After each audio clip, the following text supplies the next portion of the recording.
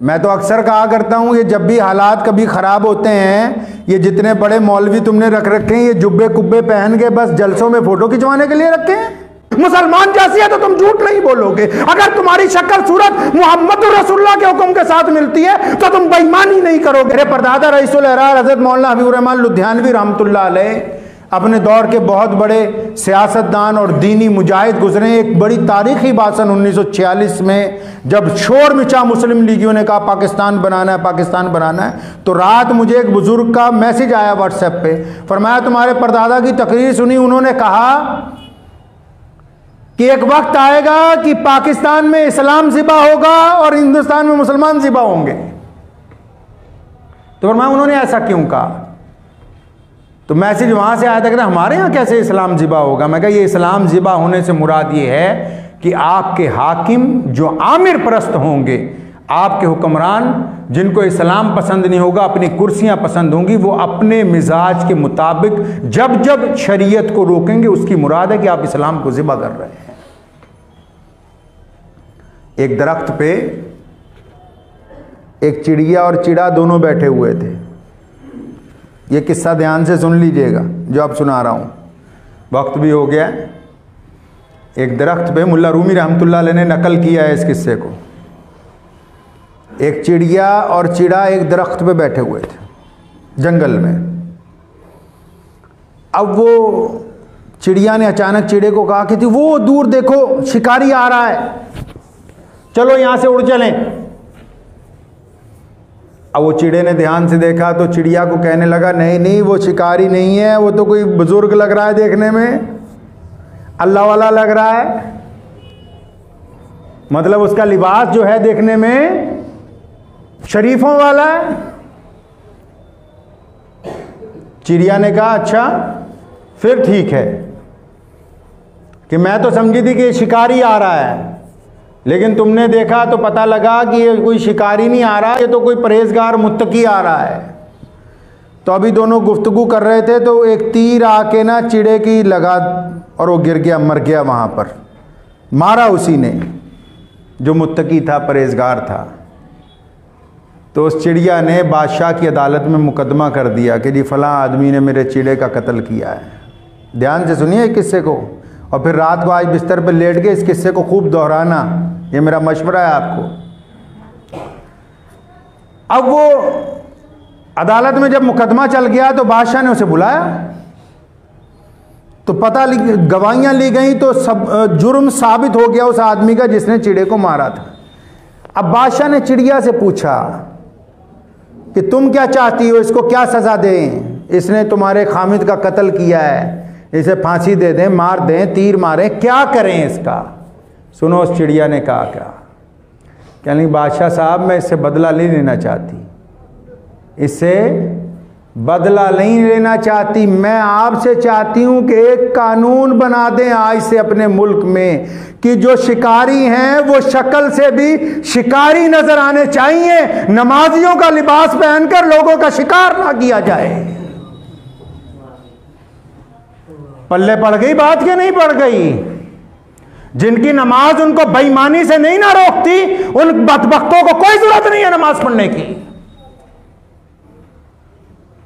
चिड़िया ने कहा कि मुझे बदला नहीं लेना है, कहती ये कानून बनाओ आज से, जो दाढ़ियां रख के लोगों को धोखा देना चाहते हैं, जो सर पे टोपी रख के लोगों को धोखा देना चाहते हैं, जो लिबास मुसलमानों वाला पहन के लोगों को धोखा देना चाहते हैं, इन पे पाबंदी लगाओ कि अगर तुम्हारी शक्ल सूरत मुसलमान जैसी है तो तुम झूठ नहीं बोलोगे। अगर तुम्हारी शक्ल सूरत मोहम्मद रसूलुल्लाह के हुक्म के साथ मिलती है तो तुम बेईमानी नहीं करोगे, तुम रियाकारी नहीं करोगे, तुम दिलों के अंदर दुश्मनियां नहीं पालोगे, तुम लोगों का नुकसान नहीं करोगे। अगर ये हरकतें करनी है तो फिर ये शक्ल और सूरत तब्दील कर लो, तुम्हारी मर्जी है, जो मर्जी करते फिरो। फिर तुम अगर अब भी बात ना समझ आई हो चिड़िया की, तो फिर अल्लाह का कुरान पढ़ें इत्मीनान के साथ। फरमाया जिनके दिल नहीं मानते ना, फिर हम गुमराही की मोहर लगा देते हैं, मोहर, गुमराही की मोहर लगा देते हैं। 2-2 4-4 पैसों के लिए धोखा करने की कोशिश ना करो। जिस औलाद के लिए जिस औलाद के लिए कुरान ने कहा कि ये जायदाद, ये जर, ये जमीन, ये फितना है, ये औलाद फितना है। नेमत अपनी जगह है, लेकिन फितना, फितना क्यों कहा? फरमाया इस औलाद के लिए बेईमानियां करता है, इस औलाद का पेट पालने के लिए लोगों को धोखा देना चाहता है, इसको अच्छे कपड़े पहनाने के लिए लोगों से बेईमानी करना चाहता है, और जब तेरी जान निकल जाती है वो ये कहते हैं कि अब्बा जी ने जल्दी दफनाया हो, टाइम हो रहा है, लेट ना हो जाए कहीं। गए हो ना, सेन में रख देते हैं, कमरे में भी नहीं लेके जाते। तो कुरान ने यही कहा कि अगर अपना किरदार अच्छा करना है, शिकारी नहीं बनना है, अगर नेकों जैसी शक्ल रखनी तो शिकारियों वाले काम नहीं करने। इस बात को पल्ले बांध लीजिए कि प्यारे नबी हज़रत मोहम्मद रसूलुल्लाह सल्लल्लाहु अलैहि वसल्लम की ज़िंदगी को पढ़ना है। अब तो आजकल कितना आसान है, आप इंटरनेट पर पढ़िए, सारा दिन पढ़िए, जब वक्त मिले। अगर आप हुज़ूर सल्लल्लाहु अलैहि वसल्लम की सीरत को पढ़ेंगे, आपको समझने की ज़रूरत नहीं पड़ेगी, खुद ब खुद समझते चले जाएंगे।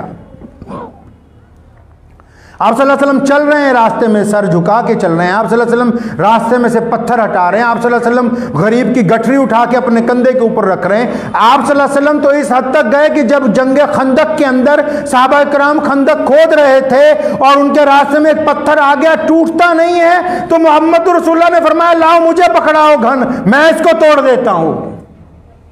ऐसा पीर कोई आजकल जी, वो कोई बाबा मिलेगा कोई ऐसा? आजकल तो मौलवियों के भी प्रोटोकॉल हैं। मैं तो अक्सर कहा करता हूं, ये जब भी हालात कभी ख़राब होते हैं, ये जितने बड़े मौलवी तुमने रख रखे हैं, ये जुब्बे कुब्बे पहन के बस जलसों में फ़ोटो खिंचवाने के लिए रखे हैं। बस इनका यही काम है, झूम झूम के नाते पड़े, और जब कौम पे वक्त कभी आ जाए, कभी किसी की मदद करनी हो, तो उस वक्त हुजरे में घुस जाए। रसूल करीम सल्लल्लाहु ताला अलैहि वसल्लम जिनसे तमाम दुनिया ने फैज़ हासिल किया, उनका हुक्म है कि हमा वक्त अपने अतराफ़ की खबर रखो। रसूल करीम सल्लल्लाहु अलैहि वसल्लम को इल्म होता था कि कौन से सहाबी के घर खाना नहीं है, कौन सा सहाबी भूखा है, कौन सा सहाबी परेशान है। रसूल करीम सल्लल्लाहु अलैहि वसल्लम उनकी खबरगिरी किया करते थे। तो अब अगर हम अपने आसपास वालों की खबरगिरी नहीं करेंगे तो फिर रसूलुल्लाह से वफ़ादारी कैसे होगी? रसूलुल्लाह सल्लल्लाहु अलैहि वसल्लम से वफ़ादारी तभी हो सकती है अगर किरदार, शक्ल उन जैसी बनानी है, तो किरदार भी मोहम्मद रसूलुल्लाह सल्लल्लाहु अलैहि वसल्लम के हुक्म जैसा होना चाहिए। मैं अक्सर कहा करता हूँ, कई लोगों को मैं कहा करता हूँ कि भाई आप माशाल्लाह दाढ़ी आपने रखी है और इसको बिल्कुल सफ़ेद कर लो। मकसद ये होता है कि भाई आप दूसरों का एहतराम ज़्यादा करने लग पड़े, लोग आपका एहतराम करने लग पड़े। इस्लाम आपसे इन्हीं बातों का मुतालबा करता है। इस्लाम इतना बड़ा मज़हब है, अल्लाह ताला फरमाते हैं कि हमें तुम्हारी ज़रूरत नहीं है। याद रखो, सारी दुनिया एक वक्त में सजदा कर दे अल्लाह के आगे तो अल्लाह की खुदाई में इजाफा नहीं हो सकता, और इनकार करते हैं सारे ही तो खुदा की खुदाई में एक रत्ती की कमी नहीं हो सकती। ये हमारी खुशकिस्मती कि अल्लाह करीम ने हमको मस्जिदों के लिए पसंद किया है, ये हमारी खुशकिस्मती है। इसमें कोई दीन का फ़ायदा नहीं है, दीन अपनी जगह कायम है। अल्लाह ने फरमाया ये क़यामत तक कायम रहेगा, लोग आएंगे चले जाएंगे। मज़ा तो तब है कि जिस तरह हम यहाँ दुनिया में अल्लाह तबारक व तआला के घरों में इकट्ठे होते हैं, हमारा काम कम से कम ऐसा हो कि रसूल करीम सल्लल्लाहु अलैहि वसल्लम क़यामत वाले दिन जब आवाज़ लगाएं तो हम भी उस मजमे में शामिल हो जाएं जो रसूलुल्लाह सल्लल्लाहु अलैहि वसल्लम का महबूब तरीन मजमा हो। तो करेंगे कोशिश इंशाअल्लाह। शिकारी वाली बात याद रहेगी जी इंशाअल्लाह।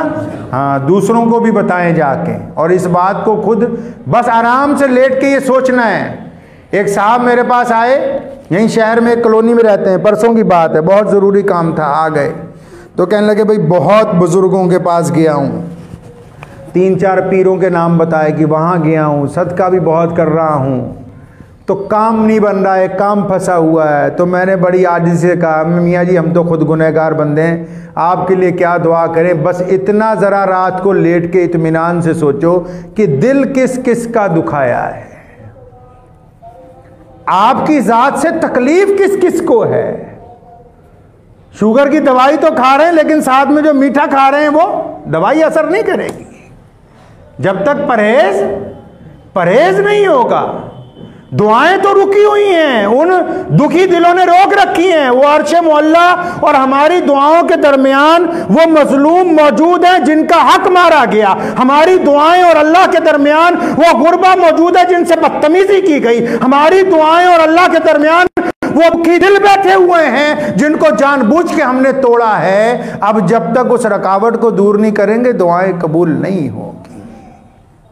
तो कोशिश करें अल्लाह तबारक व तआला इन रुकावटों को दूर करने की तौफीक अता फरमाए।